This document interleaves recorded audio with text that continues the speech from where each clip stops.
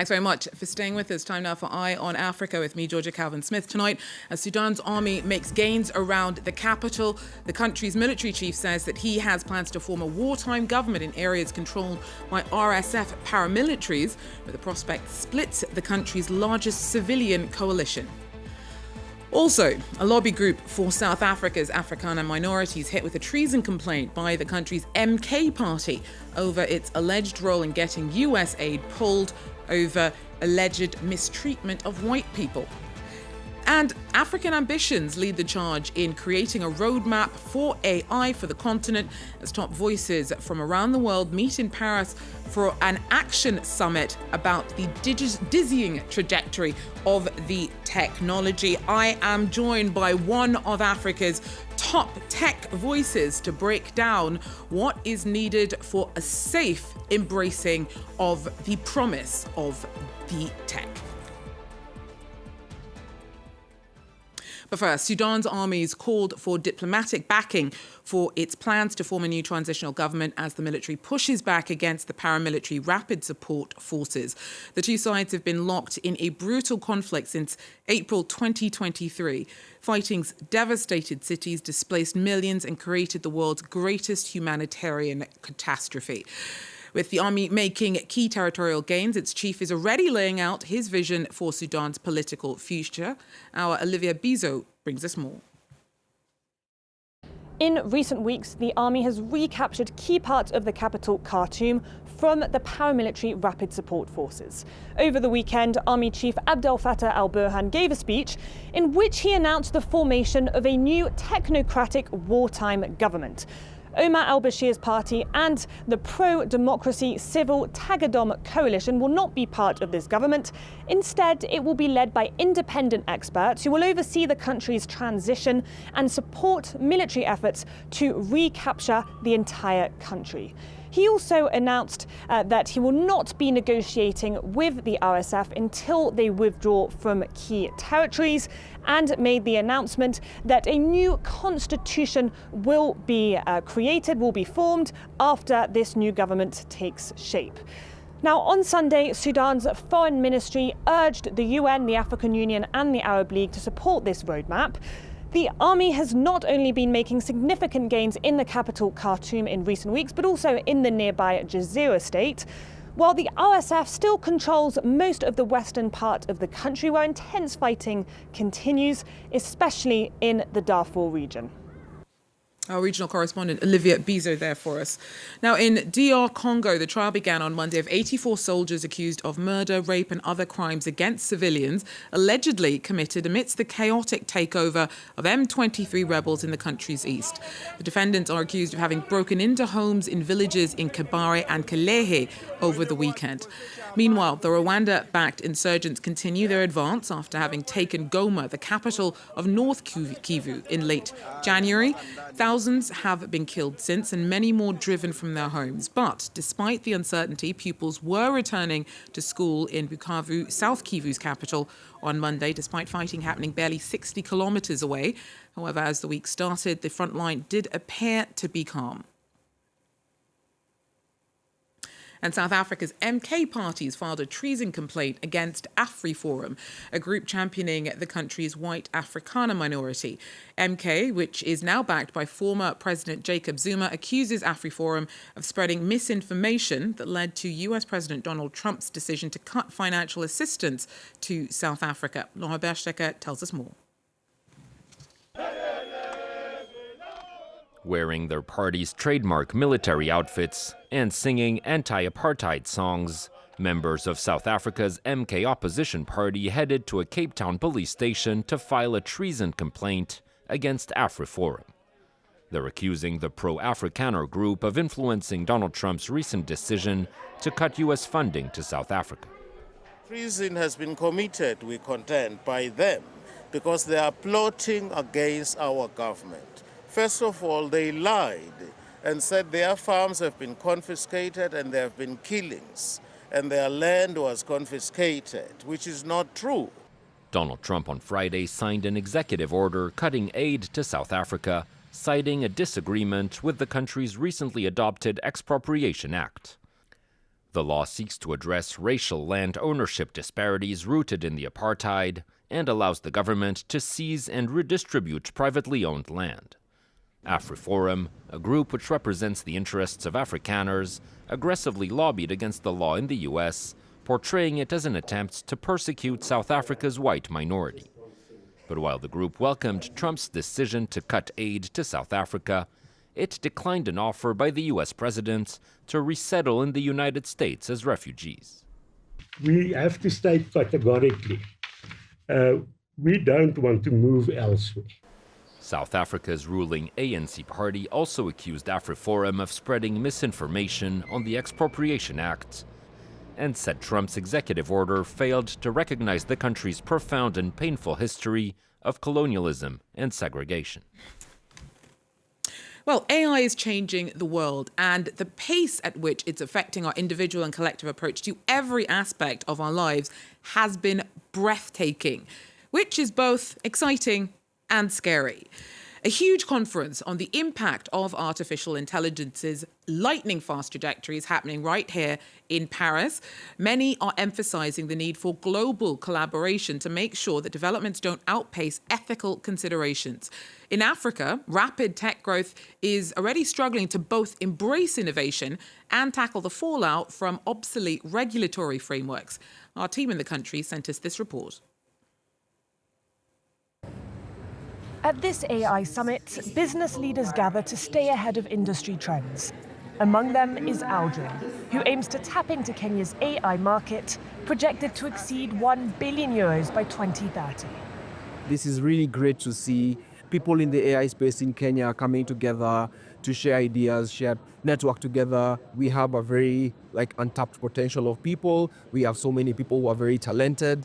We have a lot of industries which can benefit from automation.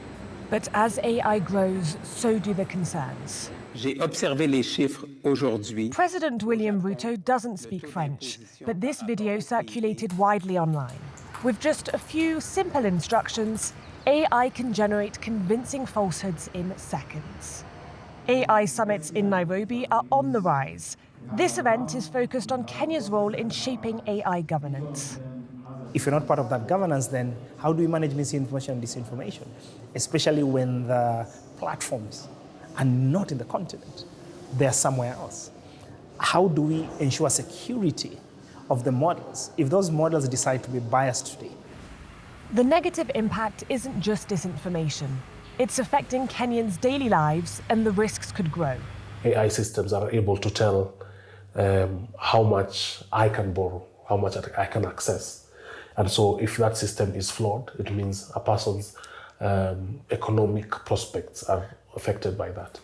The government recently released its national AI strategy for public validation, but it will take time before official laws are enacted. Meanwhile, last year, Kenya became the first African country to join a global AI safety network.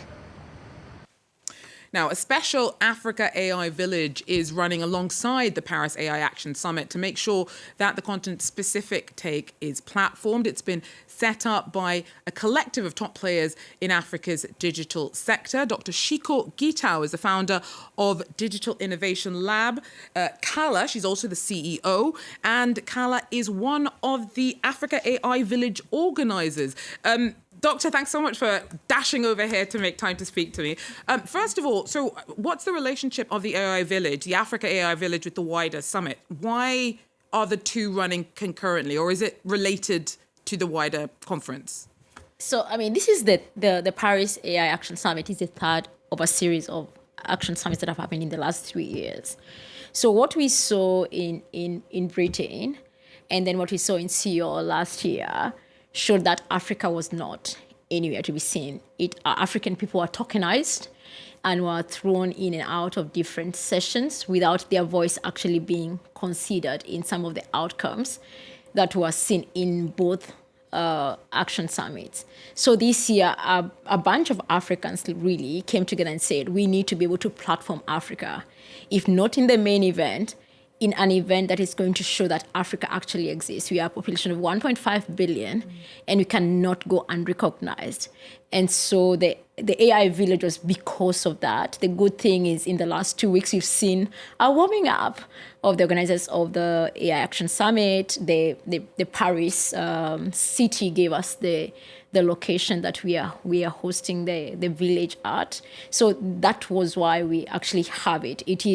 It's not to compete with, it's to complement the conversation to make sure that that space for you had previously been made for. Yes. So, within that being the case, there's a lot of the conversations and issues that have come up, in general conversations about where our AI is going are relevant to, stakeholders regardless of their background. And, in the run up to this Action Summit, we've been hearing a lot about the risks that the technology poses to increasing inequality. Now, what does that conversation mean to you within an African context? So let me give you a bit of numbers, right? So Africa is a population of 1.5 billion. We are the youngest population.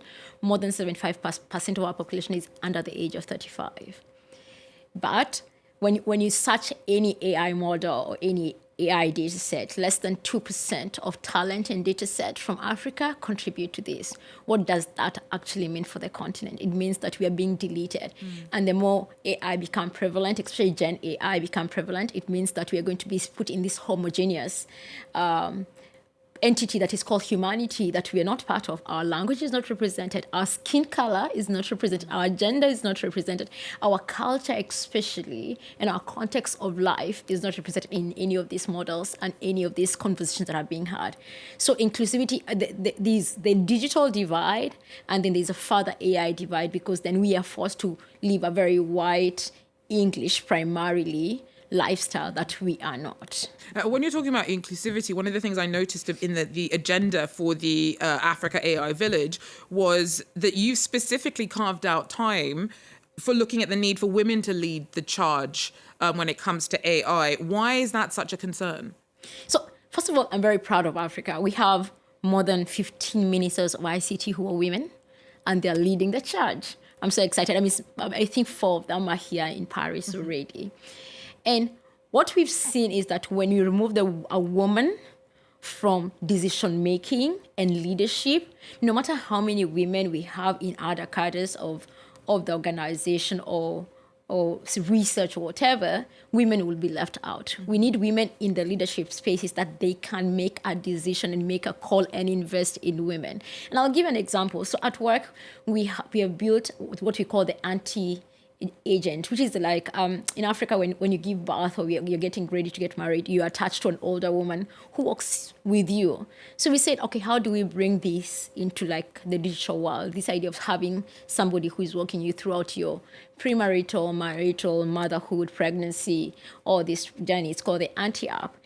This can only be thought of by a woman. A man will never be thought. But I was in a position to make a decision and speak about investment into this. A man will not do that. They will make a gaming agent, do not make a support agent for other women. So we need women in that. We need women making policies that support women. And so all of these priorities that you kind of very briefly touched upon, I wish we had more time, how are they reflected in this Africa AI governance toolkit? What is it that you're trying to tool Africa up for in terms of what's to come with AI on the continent? So many of the questions that happen in Seoul, in Britain, and now in Paris have been talking about the regulating of AI or this on that. But the problem is many Africans are not even a place where we can regulate ourselves. But we need a policy framework or a governance framework that guides us to a certain way. So the African governance toolkit is to enable African countries, no matter where you are in your AI journey, you're able to say, right now I just want principles, I want frameworks, I want a strategy, and maybe I want some policy and regulation much later when you have figured out what we are doing. But instead of trying to say, oh, Europe is doing this, the US is doing this, China is doing this, let's define our path to regulation. Let's not allow, and that's what the toolkit is about. Is to help any policymaker who's thinking about it to see where to start with. Yeah. Thank you so much for breaking all of that down for us, Dr. Shiko Gita there from Kala, giving us a bit of an insight about some of the priorities for the continent as the world's great and good when it comes to tech meet here in Paris to discuss a way forward for AI. That is all we have time for AI on Africa. Thanks for joining us. Do so again if you can. Till then, take care.